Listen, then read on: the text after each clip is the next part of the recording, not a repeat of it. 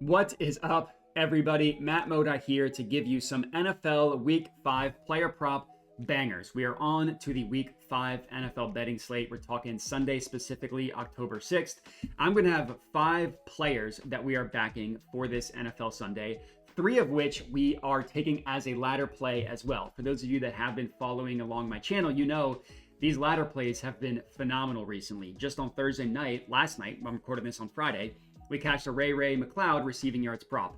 On Monday night, we cashed a JSN, Jackson Smith and Jigba, receptions ladder prop. These ladders have been phenomenal. Hopefully we can keep it going for this week as well. Just to give you guys a recap, and this does not include Thursday night football yesterday. I just recap once the week is finished because it gets too confusing with days of the week and stuff. So this does not include Thursday night football, which we were up. So I promise these numbers look even better when including that.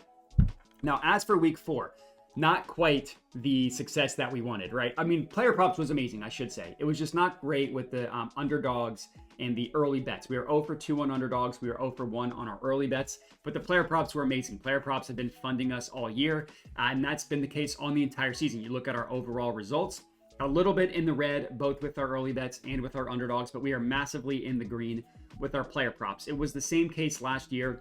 So my guess is that once the NBA season starts, I'm probably just going to stick to doing player props and not do any mainline stuff. Because quite frankly, I just don't find as much success with it. I find much more success on the player props. And that's enough of that. Yeah, the past has been great. You're only as good as your most recent banger. So let's hope that we can continue to have a good week this week. Starting with our first player that we are backing, our first play of the slate is Amari Cooper. We're taking a ladder play on Amari Cooper. I'm taking him 50 plus receiving yards, minus 115 odds at bet 365. And then I'm also laddering him up to 75 plus receiving yards. That is at plus 270 odds at bet 365. And I'm putting a half unit on that. So 1 unit on his mainline prop, a half unit on his ladder prop at 75 plus yards.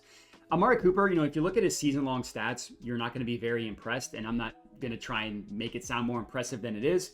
But a lot of that you can explain away, and a lot of his underlying metrics look pretty good as well. I mean, quietly, Amari Cooper has literally run the most routes in the NFL. Literally run the most routes of anybody in the entire NFL. Now, those routes haven't amounted to much. He has only gone over the 50 yards once this year. He also cashed the ladder play in that one as well. But the only time that he has done that, 1 of 4 games. Now, we have enough data on Amari Cooper to know that, this goes back to his Raider days, years ago. He's incredibly inconsistent, incredibly hit or miss. The only thing that we can rely on for Amari Cooper is that he is consistently inconsistent. So only going over this number in 1 of 4 games with how many routes he's been running, that kind of makes me feel better about this play specifically. And if you you look at last week specifically, not a good game. He had an 82-yard touchdown reception called back due to a phantom holding penalty. It was a stupid call, did not affect the game in the slightest. If that play stands, things look a lot better for Amari Cooper, and this doesn't feel nearly as much as a gross play as it is. Now, I am not going to sit here and tell you that the Browns offense is underrated. They're grotesque. They're awful. They're terrible. Their quarterback is awful. Everything about that Browns offense is terrible. That's why Amari Cooper's receiving yards prop is so low. But everything I said about the Browns offense can also apply to the Commanders defense. The Commanders defense is horrendous. And what I like about backing Cooper is, again, he just runs so many routes, and that should equate to a lot of success against the Commanders. As I mentioned earlier, heading into week 4, he's run the most routes in the NFL. And the fact that the Browns are constantly losing, that's good for us. The fact that they can't run the ball, that's also good for us. It makes them a pretty pass-heavy team, which is why Cooper has run so many routes. Now, again, I don't love backing Deshaun Watson. He's terrible. He's one of those rare players that is a terrible quarterback and an even worse person, but we can at least count on Amari Cooper to run a bunch of routes. He's run the most routes in the NFL. He also has the 9th highest route participation at 88.5%. That number just calculates of the total amount of dropbacks for the team, what percent of those dropbacks has this receiver run a route? 88.5%. Again, that's the 9th most in the NFL. His target rate at 25%, that's elite, not quite elite of the elite. Like anything 25% and above is pretty good. The guys like the absolute superstars, the Malik Neighbors, the Justin Jeffersons, they're closer to 30%. His at 25% is fine. It's 18th in the NFL, his 25% target rate. But this is all because of the matchup. You know, if the Browns were not playing the Commanders, if they're playing the Jets, if they're playing the Steelers, I would not be on Amari Cooper receiving props. But he's not. He's going up against the Commanders.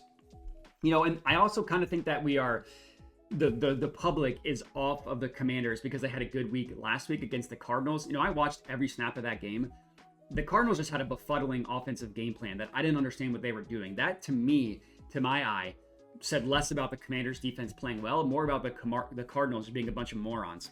But even if, you know, including that game, they still did give up a touchdown to the opposing number one receiver in that game, Marvin Harrison Jr. It was the first drive of the game, and then they just kind of forgot that he existed.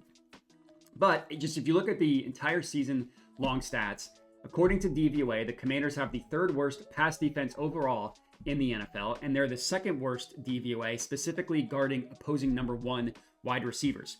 And just look at the games that receivers have had against the Commanders. In week 1, Mike Evans went off for 2 touchdowns, pretty decent game. Week 2, Malik Neighbors, 10 receptions, over 120 yards against the Commanders. Week 3, that was the Jamar Chase blow-up game. He scored 2 touchdowns, had over 120 yards, blew up in that game.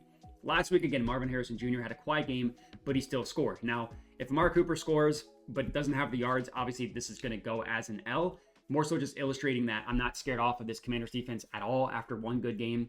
And I feel great about climbing the Amari Cooper ladder. So again, 50 plus yards for one unit at minus 115 odds, 75 plus yards for a half unit at plus 270 odds. That's play and ladder number 1.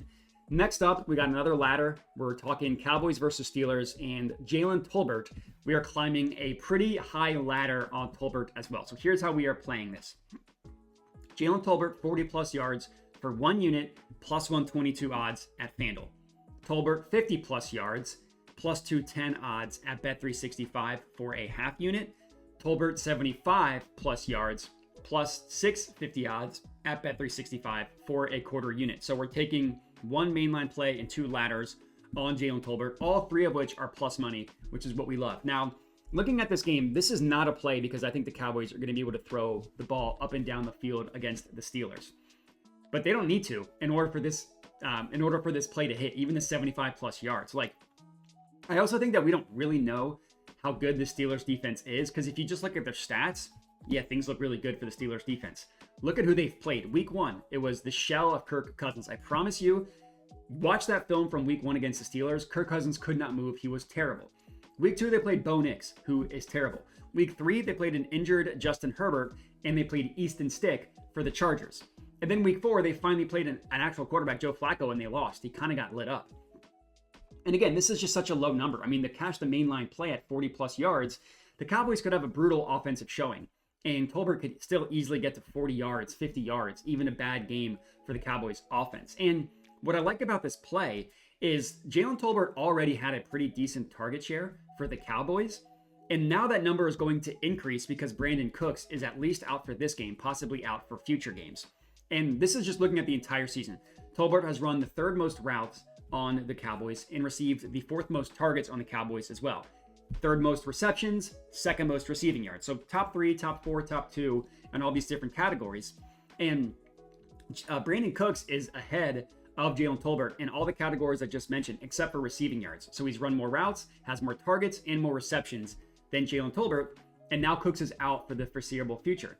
And even if you look at, like, again, the entire season when Cooks was in the lineup, Tolbert has gone over this number in 2 of 4 games. He's gone over the mainline number of the 40 plus yards in 2 of the 4 games. And then he's cashed the ladder play, the whole ladder, in 1 of the 4 games as well. He had 82 yards against the Saints in week 2, 42 yards against the Ravens in week 3. And this projects to be a game, for me, the Cowboys are going to need to pass in this game early and often. Couple reasons why. Number 1, Cowboys running game has been terrible. Reason number 2, Steelers have a pretty good run defense. Reason number 3, the Cowboys defense is terrible, so the Steelers should be able to put some points on the board against this Cowboys defense. So looking at DVOA, Steelers have the 3rd best run defense in the NFL and the 5th best run defense according to PFF. They've allowed the 3rd fewest rushing yards per game and the 2nd lowest yards per carry. Looking at the Cowboys, literally the lowest rushing yards per game on offense, 3rd lowest yards per carry. 3rd lowest adjusted yards before contact according to fantasy points. Just a really bad, brutal rushing offense for the Cowboys. And we've seen games When they can't run the ball and they're losing, they're going to pass the ball a ton. Dak Prescott, 39 pass attempts in week 2, 51 pass attempts in week 3. I'm expecting him to hit his over pass attempts in this one. I would not be surprised to see him get to 40 plus. You know, CeeDee Lamb could still blow up in this game and we could still have a good game from Jaylen Tolbert. The reason why we are on Tolbert is because of how low these numbers are versus how many targets and the expectation how much work he's supposed to get. So Tolbert, 40 plus, 50 plus, 75 plus receiving yards. Let's hope that he climbs the full ladder. That's play number 2 and ladder number 2. Real quick, before I get into the next play, just make sure you're subscribed to my YouTube channel. If you're new, I mean, we climbed some ladders the past couple weeks, and I'm sorry that you missed that. Hopefully that you can subscribe now and we can cash some more in the future. And then for this specific video, like and comment, all that stuff helps me out a ton. I love reading through the comments. Even if you disagree, totally cool. Let's just be respectful. But even if you disagree, you can call me an idiot if you don't like the play that I have. That's totally fine. I love reading through the comments and seeing what plays that you guys are on. So like, comment, subscribe. That stuff helps me out a ton, and I really do appreciate it. Play number 3, no ladder play here. I'm just taking James Cook, 25 plus receiving yards, plus 140 odds at bet 365. This is in the Bills-Texans game. Obviously, Bills were back in their running back, James Cook. Now, I kind of like this play because it's been a weird season for the Bills and for James Cook. It's also been a weird year for the Texans when you look at their matchups. Like if you look at the Texans and you just look at all 4 games, you're going to say running back receiving props does not look like a good bet against the Texans. But you need to look at their schedule. Week 1, Anthony Richardson and the Colts. Anthony Richardson never throws it to the running back. Quarterbacks that can run generally don't throw to the running backs a lot. And before you say that's the Josh Allen, he's different. He still throws to the running back. Week 2, they played the Bears. Their offense was broken, and DeAndre Swift had 4 receptions for 24 yards in that game. So he still had a decent game receiving in a broken Bears offense. Again, he did not quite get to the 25 number that we're looking for to cash it. We would have been hooked on that, but we'll take 4 receptions. Week 3, finally a good offense and a good receiving running back. Aaron Jones, 5 receptions for 46 yards and a touchdown. That's kind of in line with what I am expecting for James Cook. Now, I'm only taking him at 25 plus. So if he gets to 46, we could have laddered him, but I'm just taking the 25 plus. And then last week, the Texans played the Jags, whose offense is broken. Travis Etienne is broken, and everything in Jacksonville has just been a mess all year. And you can kind of explain away the fact that the Texans haven't allowed a ton of work to their running back, specifically in the receiving game, when you look into their matchups. And it's been a weird year for the Bills as well. I mean, 3 of their 4 games have not even been close. And when the games are actually kind of close in the actual game itself, James Cook has been involved in the passing game. 3rd on the team with 9 receptions, 4th on the team in receiving yards. Now, 3rd and 4th, it's not going to sound amazing, but keep in mind how low this number is. We're just looking for him to get to 25 plus receiving yards. And one thing that is very, very important is Khalil Shakir is going to be out for this game with an ankle injury. He currently leads the Bills in the following categories: routes run, targets, receptions. That creates a huge void in the passing game. And if you look at data year over year, vacated targets, generally when a team has a bunch of vacated targets, the target share for the running back increases more than the target share for the remaining wide receivers. It was a study done by the fantasy footballers in like 2019, 2020. They've kept up the study all year and it's held true. So I think this is a great play on James Cook to hit his receiving prop, 25 plus yards. He's hit it in 2 of the 4 games this year, averaging 26.5 receiving yards per game. And when the games are actually close, he is involved in the passing game. The Ravens game last week was weird. Week 3 against the Jags, he hit it on the first drive. Week 2 against the Dolphins, he had a receiving touchdown for 17 yards on the first drive. Then that game was over, never received another target. And then he cashed it in week 1, a game that was close. So if we're expecting this game to be close, we're expecting James Cook to hit 25 plus receiving yards, could easily hit more. That's play number 3. Next up, our 4th play, and another play where we are not climbing any ladders. It's actually our one and only anytime touchdown play of the week. Davian Wicks, taking him to score, plus 210 odds at Bet365. And even at the juicy odds at plus 210, I'm putting 1 full unit on this bad boy. I'm putting the full unit. Obviously, this is in the Packers versus Rams game. Now, to get the negative out of the way first, I will admit I generally don't like betting on players after outlier performances. And Davian Wicks scored 2 touchdowns last week. You could definitely describe that as an outlier performance, but there's a couple things here. Touchdowns come in waves. We see this all the time. in the NFL. Touchdowns come in waves. Christian Watson is out for this game, which means higher usage, higher target share, just being on the field more for Davian Wicks. We're still getting phenomenal odds at plus 210. Keep in mind, Jayden Reed, Jayden Reed's better than Davian Wicks, but Jayden Reed is at minus 105. He's minus money to score.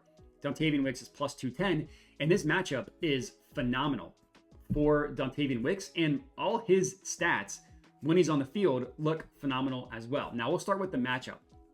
It's targeting the Rams, targeting their passing defense, which is not good, and their defense in general is not good. They're tied. They've allowed the third most passing touchdowns in the NFL with 8. Again, that's tied for third. But they've allowed the highest yards per attempt, the highest yards per route run, and overall have allowed the second highest passer rating in the NFL. So teams are having success throwing the ball against the Rams. I think Jordan Love is going to have a good game, and a lot of the receiving metrics for Davian Wicks are really, really good. I already mentioned it. Christian Watson out. Now that he's out, the expectation is that Wicks is going to play on the majority of snaps. You know, games 1 through 3, where Watson was healthy, Wicks' snap rate was about 50%. Last week, that snap rate jumped up to 75%. And I love situations where increased usage was rewarded with very stellar play. 13 targets, 3 in the red zone, 2 touchdowns, very good game for Wicks. And when he's on the field, the Packers make it a point to go to Davian Wicks. He leads the Packers in targets per route run. He's tied with Jayden Reed with the highest target share on the Packers, and he's also tied with Jayden Reed for the amount of first read targets on the Packers. But the reason why we like him to score specifically, because at the end of the day, all this stuff is great, but you're getting in the end zone. He leads the Packers in red zone targets. Despite the fact that he played half the snaps in the first 3 games, he leads the Packers alone in red zone targets. He has 4. The next closest guys on the Packers have 3 each. And that's not a lot of red zone targets. Keep in mind, Jordan Love missed 2 games. Keep in mind, in week 1, they scored 2 touchdowns, not in the red zone. So that's why the numbers are so low. But when they get close to the end zone, they go to Davian Wicks. Jayden Reed does not have a single target in the red zone. So my guess for this game, the Packers are going to be able to move the ball with relative ease against the bad Rams defense, and they're going to get close to the end zone, and they're going to look for Wicks when they do. We'll gladly take my chances at him to score at plus 210 odds. I think that's phenomenal. That's our 4th play, our second to last play. Now our last pick of the evening, we are taking Garrett Wilson, and we are taking a ladder on Garrett Wilson. 1 unit on him to get 6+ receptions, plus 145 odds. You can get that at both Fliff and Hard Rock. I'm also taking him to get 7+ receptions for a half unit at plus 230 odds. There's been a lot of negativity around Garrett Wilson because he hasn't quite clicked with Aaron Rodgers. And I get that, right? People were expecting Garrett Wilson to be a top 12 wide receiver. That's not been the case, but he's not been terrible. And I think the narrative has swung a little too far negatively for Garrett Wilson. I mean, look at his game log. 6 receptions in week 1. And then he had a down week in week 2. 5 receptions in each of weeks 3 and 4. So one game he hit the minimum prop we need. Again, it's plus 145 odds. 2 times he had 5, so he would have just gotten hooked on, again, with 5 when we needed 6. But look at who the Jets have played. Look at their past defenses they have played. You can kind of somewhat excuse Wilson for not having this amazing start. Week 1, Rodgers first came back from an Achilles injury against a very good defense in the 49ers, and he still had 6 receptions. Week 2, L'Jarius Sneed, one of the best just man-for-man cover corners in the NFL. Receivers never do anything against L'Jarius Sneed.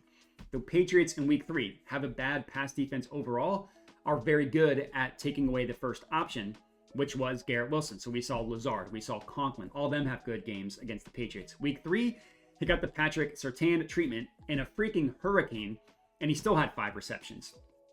Finally, he's going up against a team you can pass on, in a team that has actually given up yards to number 1 wide receivers. Now, part of the reason why the Vikings have allowed so many passing yards is because they've been winning basically every single game.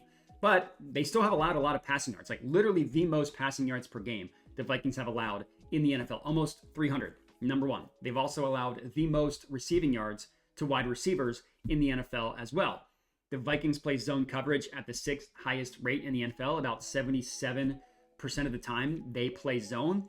And Wilson has been the Jets' best receiver against zone coverage. He leads the Jets in separation score against zone coverage. He leads the Jets in targets per route run against zone coverage, and he leads the Jets in win rate as well. Now, I will admit, if you compare all those numbers to the rest of the league, It's not phenomenal. He's not number one, not top 5, and all that stuff. But he is the best on the Jets, and he's also played a very tough stretch of pass defenses. And if you just take a step back and look at the entirety of the stats for Garrett Wilson, they look pretty good. He's run the 11th most routes. He has the 6th highest route participation, the 9th most targets. Now, none of those numbers are elite, but none of those numbers are also terrible. And that's kind of how he's being viewed at in the public, as him being terrible. And I think that the Jets know, unless they trade for Devontae Adams, like, their ceiling relies on him and Aaron Rodgers, Zach Wilson, God, that's a Freudian slip, Garrett Wilson, and Aaron Rodgers. It relies on them figuring it out. So I think that in a plus matchup, the Vikings offense has been phenomenal. They're probably going to score. So the Jets are going to need a pass. They're going to try and figure it out. I think they're going to give him a bunch of targets to try and figure it out. I like the receptions over the yards because the yards just haven't been there. At least the target share has been. So that's why we're going with receptions over yards. But that's all we got. 5 players that we are backing for Sunday's NFL betting slate, 3 of which we are laddering to juicy odds. We have, I think, 4 straight days betting NFL player props. We've been in the profit. Week 2, Monday Night Football. Week 3, Thursday Night Football. Week 3, Sunday. Week 3, Monday Night Football. And now I think, actually 4 straight. And then last night we were profitable on Thursday Night Football with the Ray McLeod ladder play. So let's hope we can keep that going. Real quick, you guys been here for a while and I appreciate it. If you're still here, I do have a Dub Club where I send all my plays out. It's $5 a month, gets everything sent directly to your phone via text, email, or Telegram. Dub Club is just a service you can sign up for to get people like me to send plays if you're interested.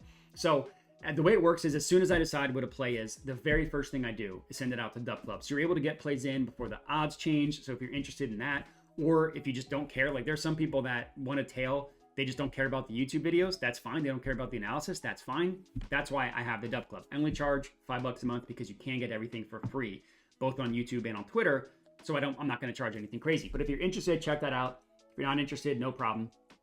Follow me on Twitter. Check out these YouTube videos. You can get everything for free. Again, Twitter @JediModi. But that is all we got. So again, I appreciate you guys for watching and have a good one.